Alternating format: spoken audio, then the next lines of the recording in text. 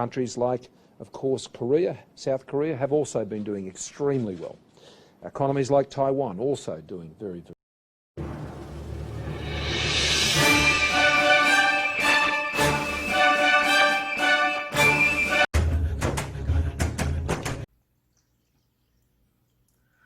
안녕하세요. 정치를 품격 있게 풀어드리는 정치클래스TV의 심상만입니다.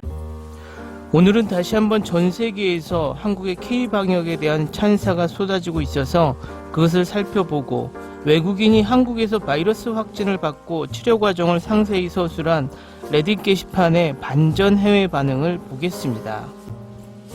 먼저 월스트리트 저널 기사를 보시겠습니다. 한국 코로나19에서 가장 잘 대응한 나라 찬사. 미국 월스트리트 저널이 25일 홈페이지 메인을 할애해 한국의 신종 코로나 바이러스 감염증 성공 비결을 집중 분석했다.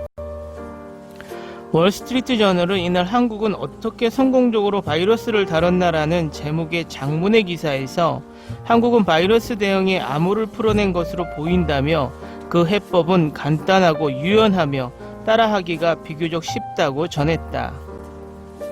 월스트리트 저널은 4월 초 이후 한국의 신규 확진자 수를 미국과 비교하며 대유행 초기 몇 달 동안 한국이 전 세계 선진국들 가운데 바이러스 확산을 가장 잘 막아냈다고 평했다.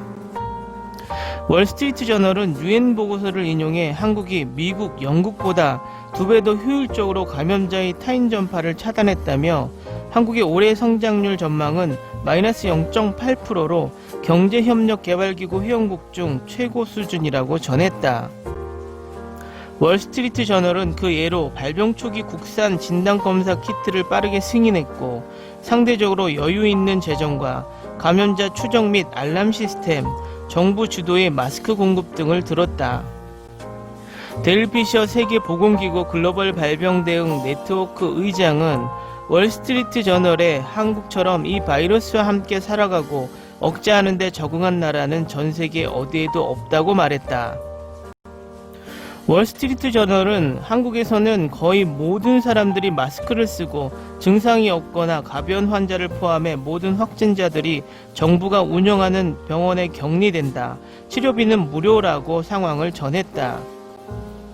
그 결과 대규모 봉쇄 조치 없이 소상공인과 기업들이 영업을 계속할 수 있었기 때문에 경제적 타격을 비교적 적게 받을 수 있었다고 월스트리트 저널은 분석했다. 월스트리트 저널은 이를 2015년 메르스 사태로부터 배운 뼈아픈 교훈이라고 평했다. 메르스 이후 에볼라나 인플루엔자 같은 바이러스성 질병의 빠른 확산에 대비하는 모의 훈련을 1년에 2차례씩 시행하고 있었기에 발빠른 대처가 가능했다고 설명했다. 월스트리트 저널은 한국 정부의 대응이 개인의 자유를 침해한다며 종교 및 시민단체들이 소송을 제기했고 8월 들어선 바이러스가 15개 주요 도시와 지방으로 퍼져나갔다는 점을 들어 아직 해결해야 할 사안이 많다고 했다. 하지만 확진자 비율을 감안하면 한국의 1일 진단검사 수는 미국의 6배 수준이라며 한국은 바이러스를 근절하는 대신 바이러스와 함께 살아가는 방식을 택했다. 한국은 이런 조치들에 힘입어 21일 한 달여 만에 가장 적은 확진자 수 61명을 기록했다고 전했다. 다음은 뉴스 채널 바이스에 실린 기사입니다. 한국은 바이러스를 통제하고 있습니다. 지금의 일상생활은 다음과 같습니다. 미국은 여전히 바이러스 통제에 어려움을 겪고 있습니다. 서울에 있는 기자에 따르면 그의 나라는 이미 바이러스의 새로운 정상에 적응했다. 바이러스 백신은 아직 파악하기 어렵지만 전 세계적으로 유행하는 유행병에 대한 견해는 현재 위치에 따라 상당히 다릅니다. 미국은 최초의 바이러스가 퍼진 후에 계속해서 감염자가 늘고 있다. 미국과 달리 한국은 우리와 같은 방식으로 바이러스로 어려움을 겪고 있지 않습니다. 예를 들어 한국의 정부 지침 및 안전조치에 따라 바이러스로 사망한 사람은 393명에 불과합니다. 다음은 한국에서 직접 확진 판정을 받고 치료 과정을 겪은 외국인이 자신의 이야기를 정리한 장문의 글을 레딧에 올렸습니다. 검진, 치료, 트라우마 등 이 외국인은 여러 과정을 상세히 기록해 두었고 이 경험을 적은 장문의 글에 달린 댓글 반응입니다. 정신적 스트레스가 심했다는 부정적인 것이 주 내용이었는데 반응이 반전이어서 살펴봅니다. 한강에서 괴물이 튀어나오기를 계속 기다렸어. 진짜 영화 괴물에 괴물과 완전히 똑같아. 내 잘못이 아니라서 미안하고 정신건강 관련 추가 검사를 받길 바래. 무사히 지내야 돼. 정부의 공로가 큰데 이런 종류의 신속한 봉쇄와 격리는 한국의 확진자 수가 수백만 명이 아니라 수천 명인 이유야. 서구 국가들의 봉쇄를 시작한 후 그 바이러스는 의심 환자의 가정과 그들이 일했던 주된 직장에서 함께 일했던 사람들 등으로 퍼졌어. 왜냐하면 그들은 검사를 받거나 집에 있으려고 노력하지 않았기 때문이야. 전적으로 동의해. 내 생명과 건강은 거의 3개월 동안 파괴되었지만 모든 정부가 이렇게 대응한다면 바이러스는 몇 주 만에 지구상에서 사라질 거야. 나는 무증상이라는 것을 믿을 수 없을 정도로 운이 좋았으나 만일 나 때문에 감염된 사람이 죽었다는 것을 알았다면 나 자신도 계속해서 살 수 없었을 거야. 거의 한 달 동안 건강이 안 좋았던 나의 동반자는 그것을 끊임없이 상기시켰지.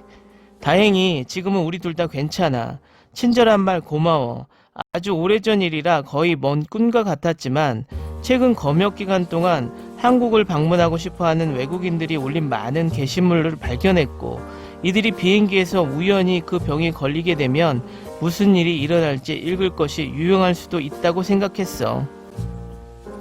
이것은 적어도 한국이 어떻게 팬데믹을 성공적으로 대처해 왔는지 이해하는 데 도움이 돼. 동반자는 어떻게 된 거야? 전염병이 발발했을 때 내 딸은 정부 지원 프로그램으로 서울에 있었어.